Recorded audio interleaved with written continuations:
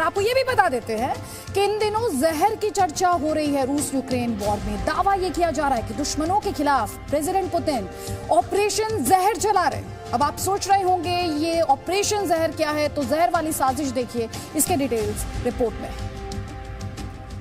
रूस और यूक्रेन के बीच चल रही जंग ना रुके और ऐसी ही तबाही होती रहे, इसके लिए एक खतरनाक साजिश रची जा रही है। इस साजिश के तहत उन शांति वार्ताकारों को निशाना बनाया जा रहा है जो दोनों देशों के बीच सुलह की कोशिशों में जुटे हैं।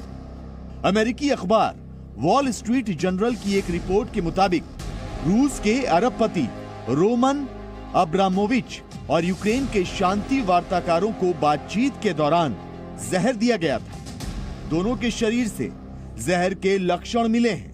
वार्ता के बाद उनकी आंखें लाल थी, शरीर में तेज दर्द और लगातार आंसू बह रहे थे। इसके अलावा उनके हाथों और चेहरे की त्वचा छिलने लगी थी।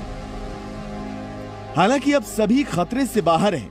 एक्सपर्ट्स की माने तो इस्तेमाल की गई जहर की खुराक जान जाने के लिए काफी नहीं थी, लेकिन रूस के अरबपति रोमन अब्रामोविच समेत यूक्रेनी राजनेता रुस्तम उमेरोव को जहर देने के खुलासे ने हड़कंप जरूर मचा दिया है। अमेरिकी अखबार वॉल स्ट्रीट जर्नल की माने तो उसे सूत्रों से ये जानकारी मिली कि मॉस्को में बैठे कट्टरपंथियों ने इस जहरीले हमले को अंजाम दिया।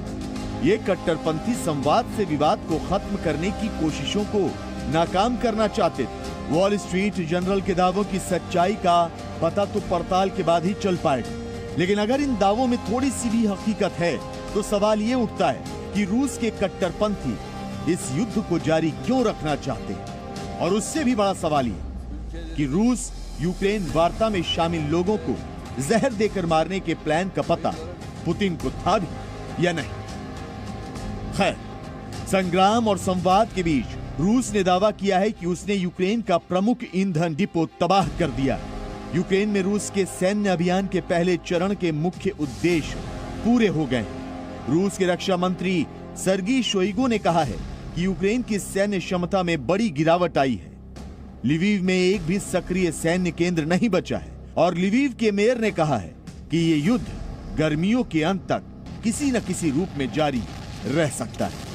Bureau report, ji media. Presenting B News app, available on Google Play and App Store. Download it now.